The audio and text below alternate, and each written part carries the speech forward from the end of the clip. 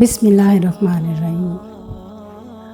یہ بات ہے اس دور کی جب حضرت موسیٰ علیہ السلام ایک دفعہ واعظ بیان کر رہے تھے۔ حضرت موسیٰ علیہ السلام سے مجمع میں کسی نے پوچھا، اے رسول، کیا اس دنیا میں اس وقت آپ سے زیادہ بے علم کسی کے پاس ہے؟ حضرت موسیٰ علیہ السلام نے کہا، نہیں۔ پھر جب حضرت موسیٰ علیہ السلام کی ملاقات اللہ تعالیٰ سے جبل نور پر ہوئی تو اللہ تعالیٰ نے فرمایا، اے موسیٰ، اس دنیا میں اس وقت بھی تم سے زیادہ علم رکھنے والا ایک میرا بندہ ہے۔ حضرت موسیٰ علیہ السلام نے کہا، اے اللہ، میں اس سے ملنا چاہتا ہوں۔ اللہ تعالیٰ نے فرمایا، اے موسیٰ، تم بحرین کے دریاؤں کی طرف نکل جاؤ، وہاں پر تمہیں میرا وہ بندہ ملے گا۔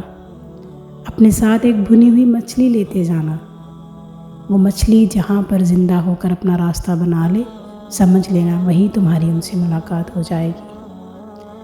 حضرت موسیٰ علیہ السلام نے اپنے ایک ساتھی جن کا نام حضرت یوشع علیہ السلام ہے، جو کہ حضرت موسیٰ علیہ السلام کے بعد پیغمبر فائز ہوئے تھے، ان کو ساتھ لیا اور وہ اپنے سفر پر روانہ ہو گئے۔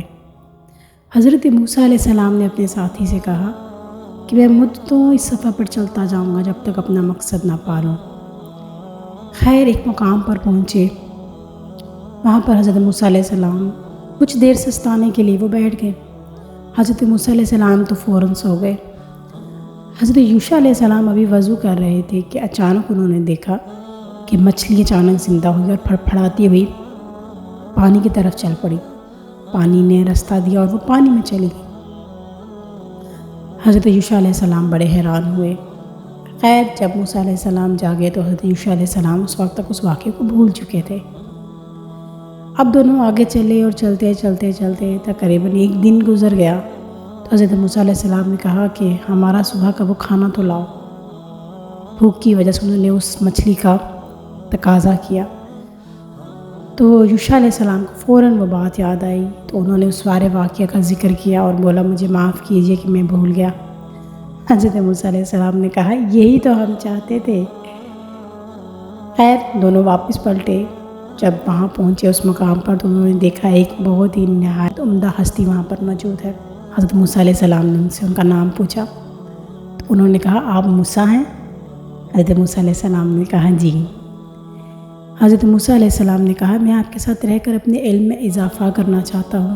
حضرت خضر علیہ السلام نے کہا، آپ کیسے میرے ساتھ رہ سکتے ہیں؟ جو بات آپ کو پتہ نہیں ہوگی آپ اس پر سوال کریں گے۔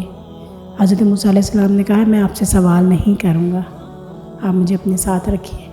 حضرت خضر علیہ السلام نے کہا کہ جب تک پھر میں خود آپ سے اپنے کسی عمل کا جواب نہ دوں، آپ نے مجھ سے اس کے بارے میں کوئی سوال نہیں کرنا۔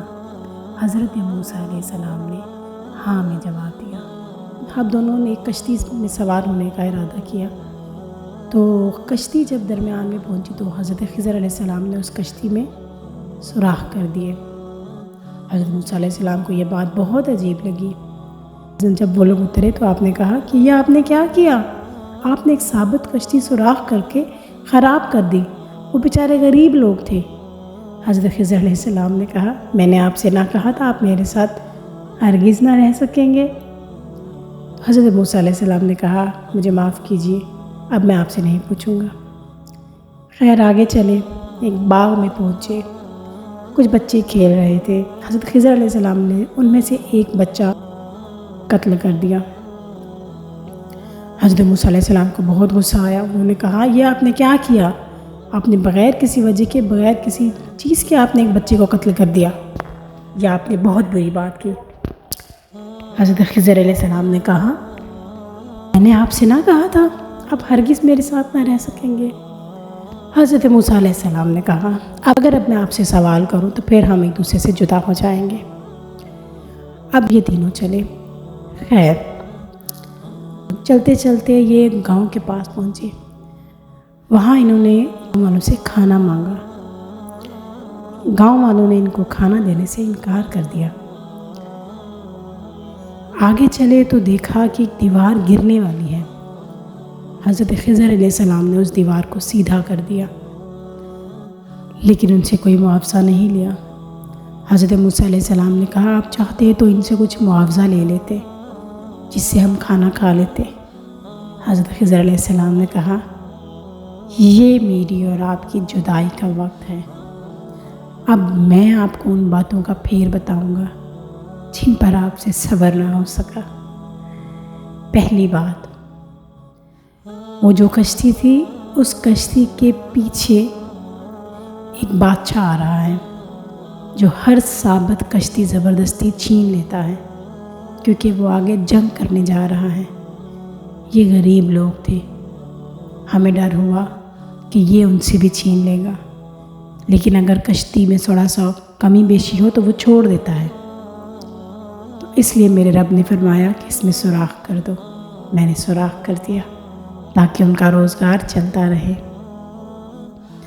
آگے جو وہ بچہ تھا وہ لڑکا سرکش اور وہ نافرمان تھا۔ اس لڑکے نے بڑا ہو کر اپنے ماں باپ کے لیے مصیبت کا ذریعہ بننا تھا۔ اس لڑکے نے اپنے ماں باپ کو بھی کفر پر لگا دینا تھا، تو آپ کے رب نے چاہا کہ رب ان کو اس لڑکے سے اچھا عطا کرے۔ تفسیر میں آتا ہے کہ اللہ تعالیٰ نے اس جوڑے کو ایک بیٹی عطا کی۔ جب وہ بیٹی جوان ہوئی اس کی شادی اس خاندان میں ہوئی جہاں سے پیغمبر پیدا ہوتے تھے، تو رب تعالیٰ نے اس بیٹی سے پیغمبر پیدا کیے۔ تو اس طرح سے وہ ماں باپ جو اپنے بیٹے کی وجہ سے ذلیل و خوار ہو جاتے، اپنے ایمان سے فارغ ہو جاتے، رب تعالیٰ نے ان کو بیٹی دے کر ان کے درجات بلند کر دیے۔ تیسرا، جو دیوار سیدھی کی تھی بغیر معاوضہ لیے، وہ 2 یتیم بچے تھے جن کا باپ ایک نیک آدمی تھا، لیکن وہ بیچارے ابھی چھوٹے تھے۔ گاؤں والے اگر اس دیوار کو گرا ہوا دیکھ لیتے کہ وہ خزانہ ہے تو وہ اسی وقت ہی تقسیم کر لیتے اور ان بچوں کو ان کا حق نہ ملتا۔ تو اس لیے آپ کے رب نے چاہا کہ اس دیوار کو سیدھا کر دیا جائے تاکہ جب وہ بچے جوان ہوں تو وہ اپنا حق، اپنا خزانہ خود اپنے ہاتھوں سے نکالیں۔ یہ وہ حکمت ہے ان باتوں کے پیچھے جن پر آپ سے صبر نہ ہو سکا۔ سورہ کہف میں یہ واقعہ ذکر کیا گیا ہے جو کہ حضرت موسیٰ علیہ السلام، حضرت خضر علیہ السلام پر ہے۔ حضرت موسیٰ علیہ السلام کا یہ واقعہ انتہائی دلچسپ واقعہ ہے، اس میں حکمت سے بھری باتیں ہیں۔ یہ ہمارے آج کے دور کے لیے بھی بہت ضروری ہے کہ انسان صبر سے اور حکمت عملی سے چلے اور اللہ کے معاملات پر صبر کرے۔